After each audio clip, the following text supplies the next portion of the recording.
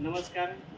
आज रोजी दिव्यांग भव्य क्रांती संघटनेच्या माध्यमातून संस्थापक अध्यक्ष विजय काका कुलकर्णी साहेब यांच्या नेतृत्वाखाली हिंगोली जिल्ह्यामध्ये बऱ्याच ठिकाणी शासकीय सेवेत असलेली दिव्यांगाचे बोंगस प्रमाणपत्र लावून आज रोजी कार्यरत आहेत व यांची फेर तपासणी करण्यासाठी जिल्हाधिकारी महोदय साहेब यांना आज निवेदन देण्यात आलेलं आहे। यांना ही फेर तपासणी करण्यासाठी दोन मुद्दे आपण मांडलेले आहेत। एक, फेर तपासणी करता वेळेस ही सर्वांच्या समक्ष करण्यात यावी व दुसरी गोष्ट, जे दिव्यांग बांधव खरेखोर आहेत आणि दिव्यांग प्रमाणपत्र वरील असून सुद्धा व सुशिक्षित व पूर्ण शिक्षण घेऊन सुद्धा आज रोजी त्यांच्यासाठी कुठेही कार्यरत आरक्षित जागा असूनही त्यांना सेवेत घेण्याची संधी दिल्या जात नाही।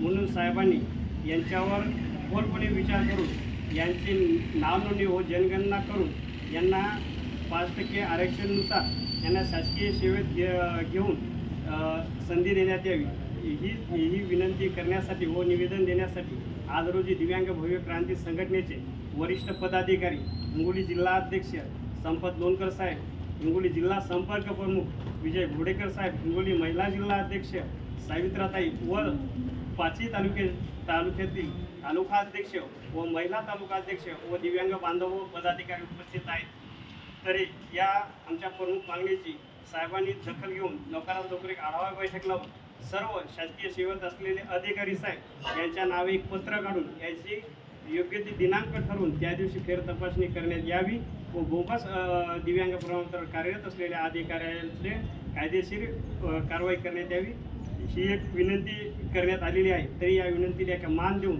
लवकरात लवकर यांची फेर तपासणी करण्यात यावी अथवा तीव्र प्रकारे हिंगोली जिल्ह्यामध्ये सर्व दिव्यांग बांधव रॅली काढून तीव्र प्रकारे आंदोलन करण्यात येईल। या आंदोलनाची सर्वस्व जबाबदारी जिल्हाधिकारी महोदय साहेब यांच्यावरच राहील।